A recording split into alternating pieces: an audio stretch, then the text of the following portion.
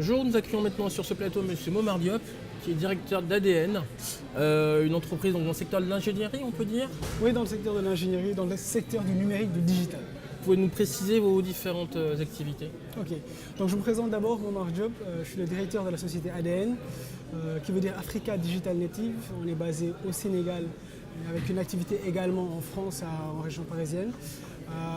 Notre spécialité, c'est la partie analyse de données, donc big data, analyse de données, chatbot et intelligence artificielle.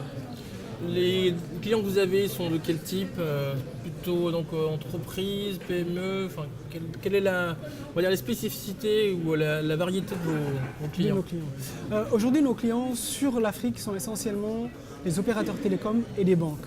Donc dans banque, on met institutions financières, banques, microfinance, assurances, qui vont faire appel à nous pour analyser leurs données, leur mettre en place des KPI, des tableaux de bord, pour une meilleure connaissance des clients, une meilleure connaissance de leur activité, de leurs produits.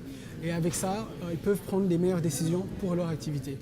Sur la France, on va plutôt avoir une activité un peu différente. C'est des entreprises qui vont faire appel à nous parce qu'on a ces compétences-là. On a des consultants sur la partie big data, sur l'intelligence artificielle, sur les chatbots. Et ces consultants-là vont être invités par nos clients à aller en projet et à accompagner les projets des clients français. Vous êtes basé à la fois donc, à Dakar et puis ici en France? Tout à fait. Et alors combien de salariés des deux côtés?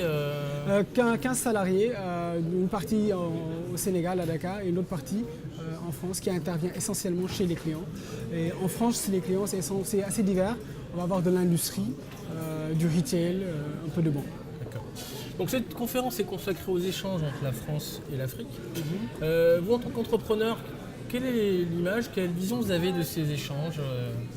Des bonnes ou des moins bonnes éventuellement? Qu'est-ce qu'on peut changer? Qu'est-ce qu'on peut améliorer par exemple? Échanges plutôt bonnes. Je vais parler des échanges qui viennent de l'Afrique vers la France.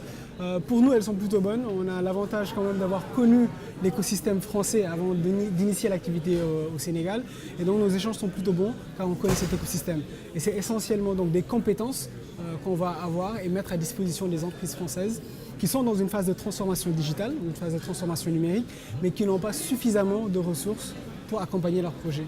Et donc on a des gens qui sont bien formés, qu'on met à niveau par rapport au mode de fonctionnement dans les entreprises françaises et qui peuvent intervenir sur les entreprises françaises. Vous les formez donc là-bas sur place au Sénégal? Tout à fait. Parce qu'il est question en fait d'une crise des compétences, parce qu'il n'y a pas tant d'ingénieurs que ça. Et ceux qui sont pris par des grosses sociétés. Comment est-ce que vous arrivez à vous en sortir par rapport à ça? Ce qu'on fait, c'est qu'on recrute à la sortie d'école. Et parfois des gens qui ont déjà de l'expérience. Et on les fait travailler sur les projets qu'on a en interne. Ce que je n'ai pas dit, c'est qu'on a aussi une activité d'édition de solutions pour les entreprises africaines. Et les faisant travailler dessus, on les met au standard de ce que nous avons eu à faire en Europe pour nos clients. Et ces gens formés sur nos produits, sur nos projets, quand ils arrivent sur les projets en France, sont totalement opérationnels. En termes de savoir-faire, en termes de soft skills, mais aussi en termes d'expertise technique, parce qu'on met nos solutions africaines au niveau des exigences internationales. D'accord. Donc là, vous travaillez essentiellement pour des entreprises, on peut dire, pas du tout pour du B2C. Ouais. C'est quoi les besoins? Est-ce qu'il y a une différence entre les besoins que vous voyez en Afrique même et ceux des entreprises ici françaises? Est-ce que le niveau de développement joue par rapport à ces besoins? Très bonne question.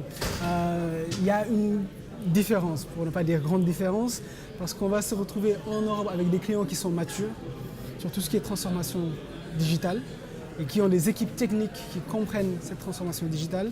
Là où en Afrique, on va avoir pas beaucoup de ressources dans les entreprises et une maîtrise moins développée de la transformation digitale. C'est pas pour dire qu'il n'y en a pas, mais il y en a un peu moins.